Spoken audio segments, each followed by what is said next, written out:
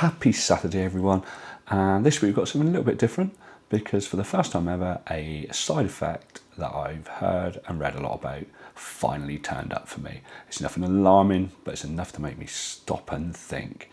I'm going to walk you through it properly and then we'll cover the questions that you've been sent in and do a little weekly update.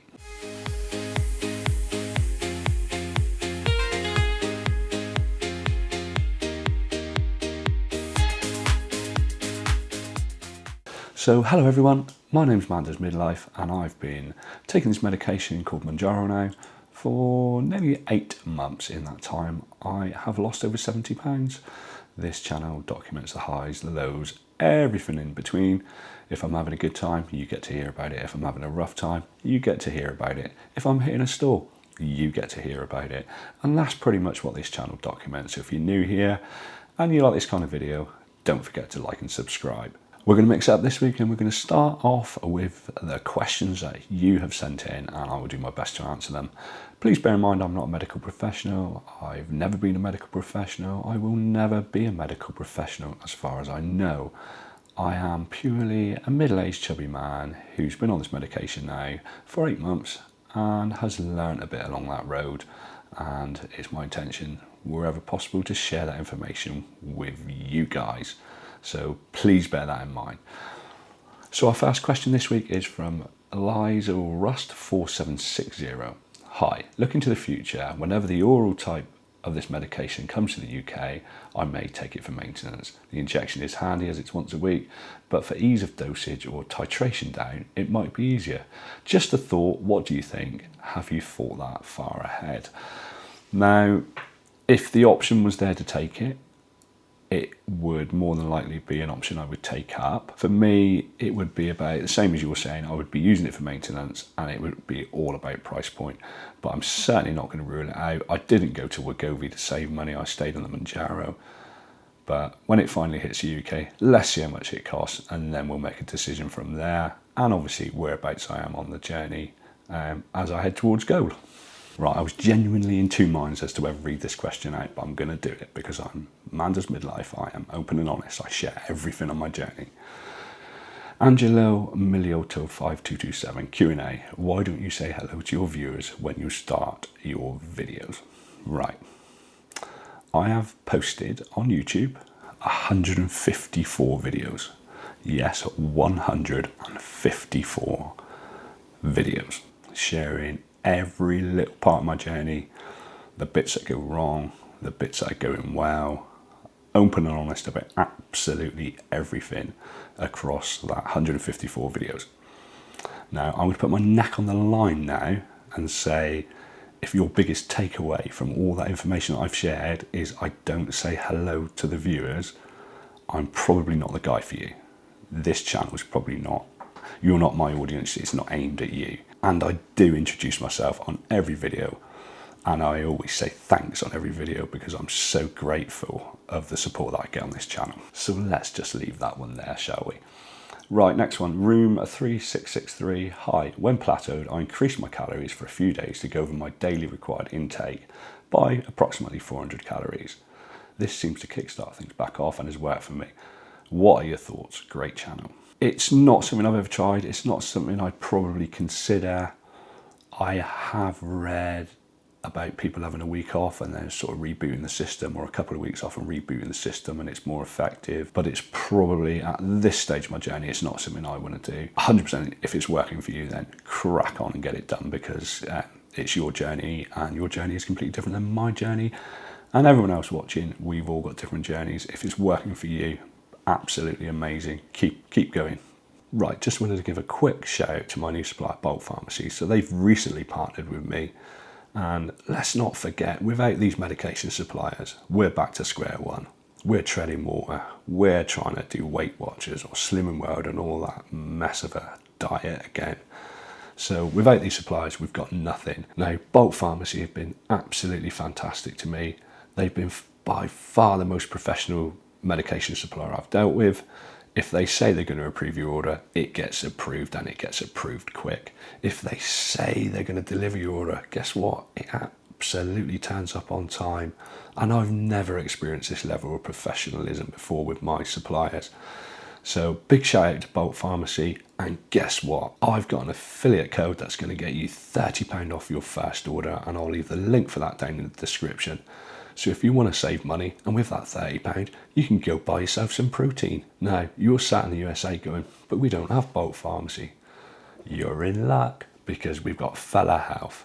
And I'll leave a link for that in the description also. But big shout out to Bolt Pharmacy. They've been absolutely fantastic, and I couldn't be happier using them. The next question is pretty much the same question from Vicky Dodson 1359. What are your thoughts on resetting? Say someone was on 7.5 and had to stop for 3 weeks or more due to medical, financial reasons, etc. Then had to start over again on 2.5. Do you think that if they were in a plateau, titrating back down and starting all over would reset the body to start responding to GLP1 medication? I'm not a medical professional. All I know is that if you pause the treatment, you need to start again on 2.5. If I was to miss a dose, if I was to miss 2 doses, I'd possibly carry on where I was. Other than that, the recommendations are that you start again at 2.5. Whether that resets the system, no idea. And as the previous question said, it's worked for them, so it could potentially work for you. But my advice as a non-medical professional would be is if you need to stop the medication, I would be starting again at 2.5 milligrams. If you do anything beyond that, that is entirely at your own risk. Right, this is a bit of a long one, but I'm going to read it out, and it's Suki Meow 1313. Hi, this is a bit of a long-winded question. What is the longest you've gone between buying pens? Have you gone longer than 6 weeks? And have you had problems purchasing another pen? To add context, I've had a bit of a spending spree. I wanted to buy as many Golden Dose pens as I could before it ends. Panic buying, basically. Currently on my 6th week of 5 milligrams, and I've just started the 7.5 milligrams. I have a 10 milligrams, a 12.5 milligram, and a 15 milligram lined up in the fridge. I thought I'd increase the potency to optimize value. I will stay on the 5 milligram until it's not effective. Good idea like that. The problem is I'm trapped in a buying cycle. I have loads of medication, but feel I have to continue buying pens because I'm scared my provider will withdraw after a long break from buying. Have you experienced anything similar? I've never really been in a position to bulk buy. So I tend to buy the pens when I need them, and I've not been able to stockpile them, and I certainly didn't panic buy when the prices in the UK went up in September. Never had an issue with any of the suppliers. I'm on my 3rd supplier now, and no issue whatsoever. Leaving a slightly longer than a 4-week gap, I've found that if you do start leaving a longer gap, they start contacting you, and just talk to your supplier. Because at the end of the day, they're in the business of selling medication, and I feel like there's never going to be too much of an issue. If you've got that much of a stockpile, it really depends how much weight you've got to lose as well. Because if you're getting to the stage where you can see the light at the end of the tunnel, then you could always just stop buying it. It's as simple as that. And work out how many doses you've got left in the fridge, work out how long you need to be on it, and that, game over. Call it a day and see yourself through. If you do in the future need to reapply to a supplier, your BMI is still over 30, then you're going to get accepted anyway, so I wouldn't worry too much about it. But just keep doing what you're doing and make the most of the stockpile you've got. Right, so the next one is from Flying Circus 808, and this is quite a good one. This is quite funny. Q&A, what is or could be a friendly moniker for Mounjaro users? Mojos, maybe not. Something to put on a mug or a t-shirt. I had a little think about this, and I didn't come up with anything that's mildly funny. I've got the One Plate Wonders, the Food Noise Ninjas, Mo and Steady, and Less is Mo, that kind of stuff.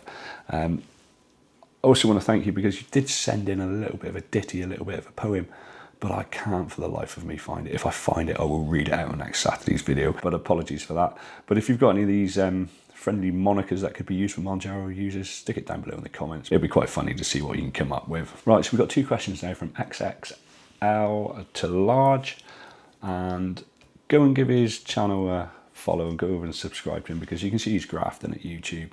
And his videos are just getting better and better as well, so shout out to you. The first question is, what is your final go away? A few weeks back you were close to maintenance. Not heard much recently about closing into your go weight. One, I'm trying to get out of the habit of weighing every day. and two, I was getting so focused on the numbers, I was kind of losing my way, and it was causing me anxiety as I got closer to goal. But I'm currently 17 stone 7, which is 111 kilos and 245 pounds. 21 pounds still until I reach goal. If you're interested in having the weekly numbers read out on a Saturday, then by all means let me know down below and I will start doing it again. My goal weight is 16 stone and I'll try and put that up in pounds and kilos on the screen when I edit this mess together. Now the second question from XXL to large is how much is a membership option? And in the UK, to become a member of Amanda's Midlife YouTube channel, it is £5 a month. For that you will get some exclusive videos, some behind the scenes videos, and you'll also get early access to every video I post. I just want to reassure everyone that's not a member or never likely to be a member that all the main content will stay just here, because that is a commitment I made from the beginning, open, honest, and all the rest of the stuff, and I don't want to be hiding stuff away from anyone. So if you do become a member, it is purely for early access and a few behind the scenes exclusives. Right, if my spreadsheet has served me correctly, that is the last question of this week's video, you'll be pleased to hear.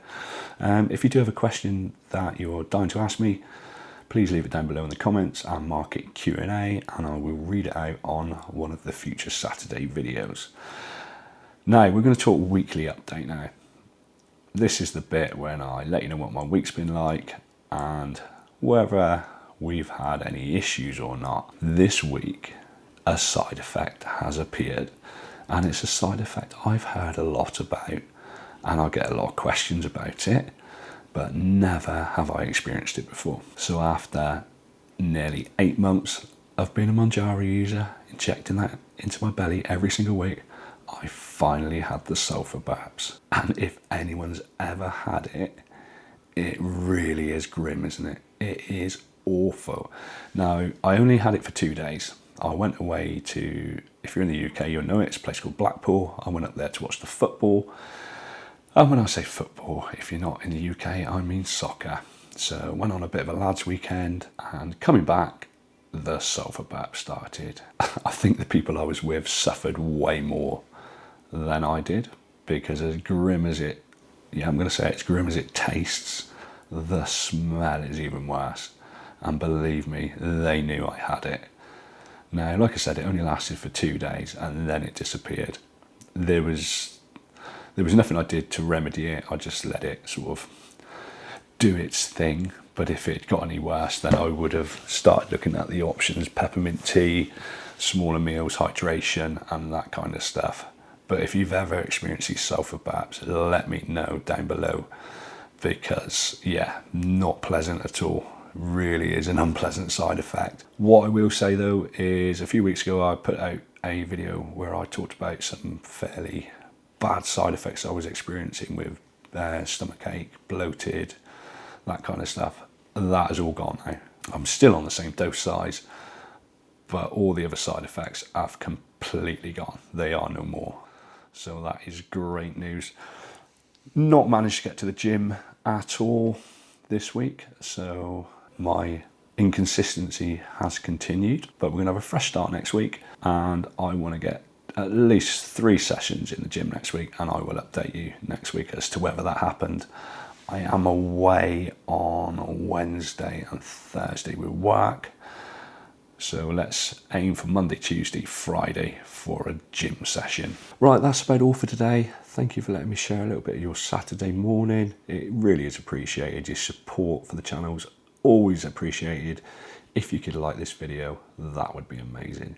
If you've not subscribed to the channel, please do, because you will be surprised how many people aren't actually subscribed to the channel. Since I started this channel in June 2025, it turns out that only 17.9% of you are actually subscribed to the channel. Click that subscribe button, click that like button, turn on your notifications. Your support means the world to me. If you're in the mood to watch a little bit more of Amanda's Midlife on your Saturday morning, I'll stick some links for some videos on the screen now. I'll be back on Wednesday, and quick insight into how Amanda's Midlife works. That's my little yellow book where I put all my little ideas and all my notes in. And do you know what? For this Wednesday's video, there's absolutely nothing. So it could be an interesting video. It might just be me doing some kind of puppet show or something like that. I have no idea yet. So that'll be a nice surprise for everyone. And I'll catch up with you all on Wednesday. Thanks as always for watching and enjoy the rest of your weekend.